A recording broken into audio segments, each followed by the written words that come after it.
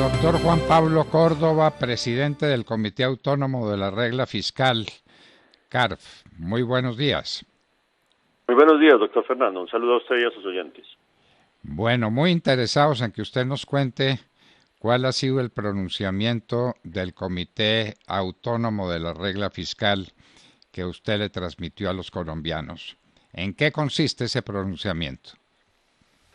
Claro que sí, doctor Fernando. Pues primero dos cosas. Uno es, este Comité Autónomo de la Regla Fiscal es una institución completamente nueva, fue creada por la Ley de Inversión Social el año pasado y reemplaza el antiguo Comité Consultivo de la Regla Fiscal. Y la idea del comité es tener un ente pues totalmente independiente que pueda evaluar la situación fiscal y la sostenibilidad de las finanzas públicas, pero sobre todo hacer esto que usted nos está invitando, y es a tener una conversación con la ciudadanía sobre los asuntos fiscales que a todos nos afectan, para que haya un debate, digamos, sobre el diseño de las políticas públicas, el costo de esas políticas públicas en el país y la senda que nos espera, digamos, como ciudadanos en términos de servicios del Estado y de impuestos. Entonces, pues creo que es muy importante este espacio y le agradezco muchísimo para que, digamos, reforcemos este diálogo con la ciudadanía, que es muy importante.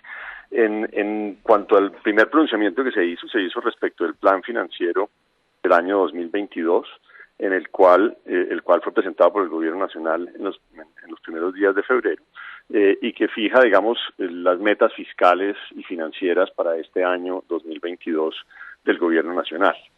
En ese pronunciamiento, el comité hace un reconocimiento al compromiso del gobierno de mejorar las cifras fiscales.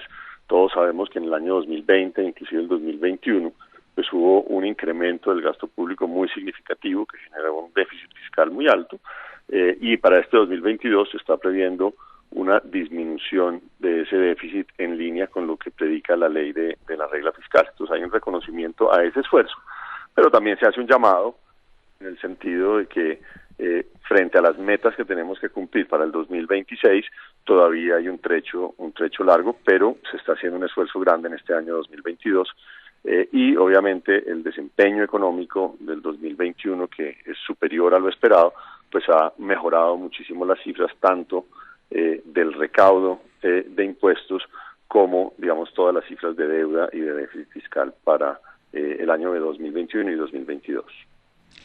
Doctor Córdoba, ¿el esfuerzo que se está haciendo es por obtener mayores recaudos, es decir, porque la gente pague más impuestos a cualquier título que sea, o por reducción en el gasto público? Ese excelente punto, y de nuevo, bienvenida a esta conversación para ir, digamos, ilustrando mejor al público.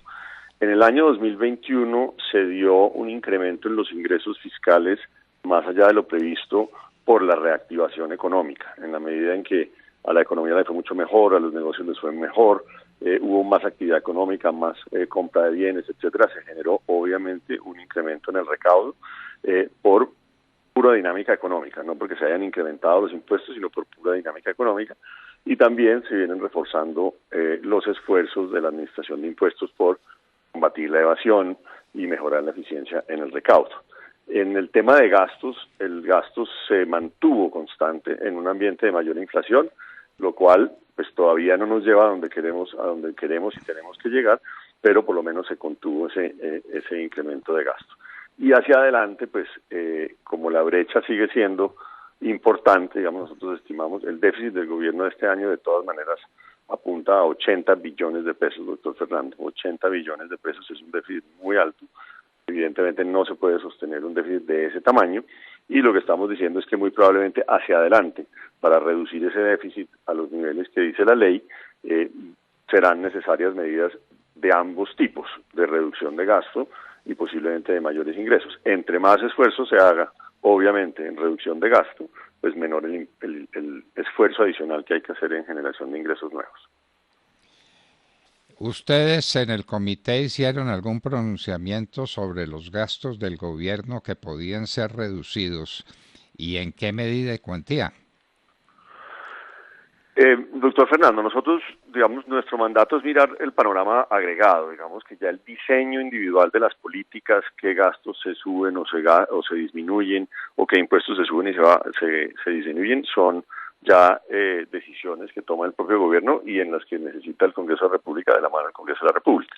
Lo que nosotros miramos es la combinación de políticas que ya se adoptaron, qué impacto van a tener sobre las finanzas públicas y qué impacto van a tener sobre la sostenibilidad de la deuda pública. Como sabemos, de nuevo, en el periodo de la pandemia 2020-2021, el déficit se aumentó significativamente y se aumentó muchísimo la deuda. Llegamos a un nivel de deuda cercano al 65% del PIB, que se considera ya en un límite pues muy elevado para el nivel de ingresos de Colombia, y hay que hacer un esfuerzo para reducir esa deuda. Entonces, digamos, nosotros vemos el panorama general. La combinación de políticas específicas es una decisión del Gobierno Nacional y del Congreso de la República.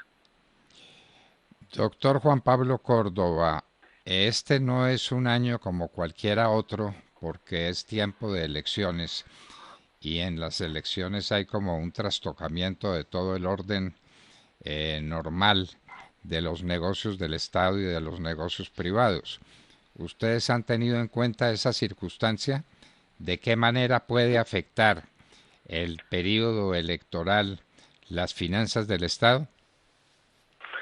Naturalmente, digamos que tanto en el plan financiero del gobierno, digamos, se hace esa proyección, digamos, de cómo van a evolucionar las finanzas del gobierno, digamos, en el año con las características que va a tener el año. Entonces es un año electoral, hay unas presiones de gasto en algunos frentes, como la organización de las elecciones, las votaciones, etcétera, y también hay, digamos, mayor volatilidad en la actividad económica.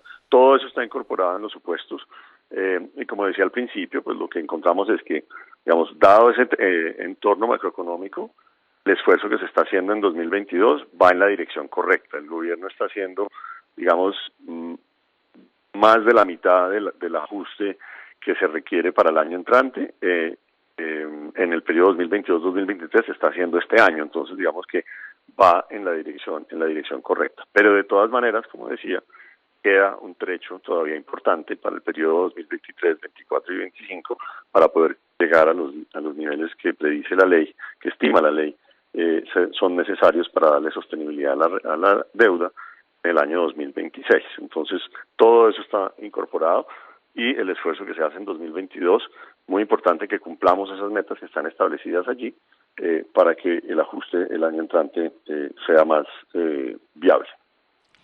Pero, doctor Córdoba, ya la campaña electoral para la presidencia de la República y las distintas campañas para elegir senadores y representantes han puesto de presente el punto de vista que tienen sobre el gasto público muchos de los que pueden resultar elegidos por el pueblo para estas dignidades. ¿Ustedes han tomado eso en cuenta? ¿Está previsto, por ejemplo, lo que pasaría fiscalmente con un triunfo de Gustavo Petro en las elecciones? Pues a ver, en términos más genéricos, doctor Fernando, de nuevo, nosotros no nos pronunciamos individualmente sobre eso, pero sí hicimos un llamado. El comité hace un llamado a que todas las propuestas que se hagan sobre la política pública pues tengan en cuenta la delicada situación de las finanzas públicas y que se salvaguarde la sostenibilidad fiscal. Creo que pues, prácticamente literalmente es lo que dice el comunicado. Es un llamado a tener en cuenta la delicada situación fiscal y se salvaguarde la sostenibilidad. ¿Eso qué quiere decir? Que todas las propuestas que vengan, digamos, que generen mayor gasto, pues van a tener que ser acompañadas pues de otras políticas que o bien sustituyan otros gastos, disminuyan otros gastos, o bien vengan acompañadas de mayores ingresos. Porque la ley de inversión fiscal que modificó la regla fiscal, pues ya estableció unas metas de déficit fiscal para el año 2022, 2023, 2024, 2025 y a partir del 2026 la aplicación plena de la ley de regla fiscal. Entonces, digamos, la ley ya establece esa senda y cualquier política pública que se, digamos, proponga o se lleve a cabo, pues tiene que ser por mandato de la ley compatible con esa senda. El comité tiene contacto con el Banco de la República porque indiscutiblemente la política monetaria tiene relación con estos temas de los ingresos y los gastos del Estado. ¿Tienen ustedes ese contacto y esto que usted está diciendo viene de acuerdo con políticas que estén trazadas desde el Banco de la República en materia monetaria? Pues digamos que se tiene establecido, digamos, una colaboración a nivel de los equipos técnicos, pero pues obviamente la función del Banco de la República es totalmente independiente, digamos, de la nuestra. Ahora, usted toca un punto yo creo que muy importante y que quizás ese sí no es tan evidente, digamos, para la opinión, y de nuevo, pues parte de nuestra tarea y nuestra misión es precisamente establecer o promover este tipo de diálogos. Y lo que está sucediendo, digamos, en este momento es, tal vez le voy a poner las cifras, el gobierno nacional ha venido gastando, digamos, hasta el año 2019 alrededor de 14% del PIB. En el año 2020 y 2021 el gobierno gastó, digamos, sin intereses, el gasto público sin intereses pasó de 14 puntos del PIB a 18 puntos del PIB. Usted podría entender que es un incremento pues muy significativo en el nivel de gasto. O sea, son 4 puntos del PIB de incremento, digamos, del gasto en el 20 y en el año 2021. Lo que se requiere hacia adelante es que ese nivel de gasto vuelva a niveles más acordes, digamos, con el nivel histórico. Entonces, en el tema de coordinación de políticas, como usted menciona, lo que estamos viendo es que, dado el crecimiento económico de la economía en el año 2021 y ese gasto de 18% del PIB, lo que uno ve es que hay un exceso de demanda en la economía. O sea, estamos gastando todos los colombianos más de lo que, digamos, sería sostenible en la economía. Y eso se refleja en el déficit de la cuenta corriente. O sea, que el déficit fiscal, de alguna manera, está contribuyendo a este déficit externo que tiene el país y que cerró el año 2021, digamos, en niveles también muy altos y que tenemos que reducir. Y en ese orden de ideas, pues, tanto el comité como las políticas del Banco de la República, pues, apuntan a eso, a una disminución de ese déficit que debería pasar por una disminución del déficit fiscal y que en ausencia de ello, pues, llevaría a que el Banco de la República tenga que subir tasas de interés más de lo deseable.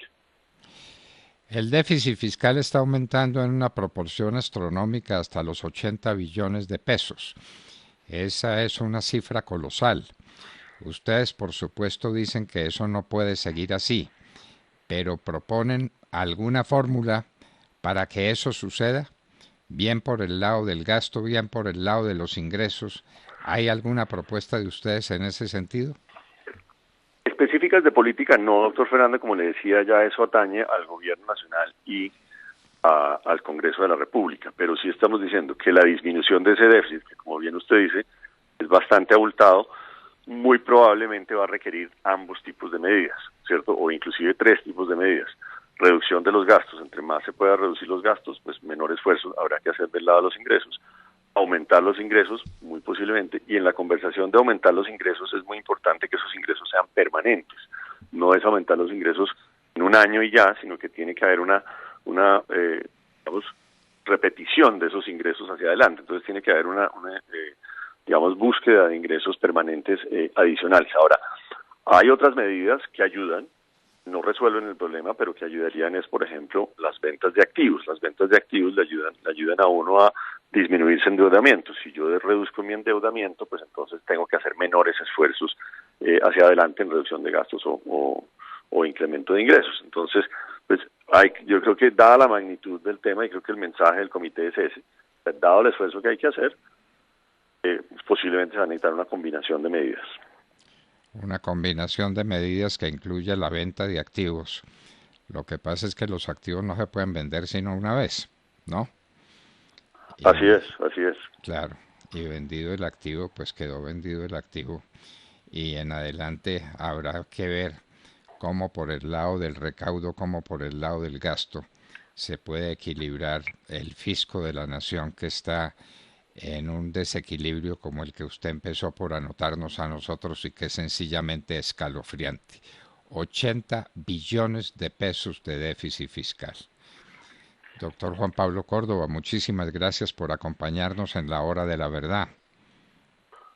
Doctor Fernando, con muchísimo gusto y muchísimas gracias por la invitación.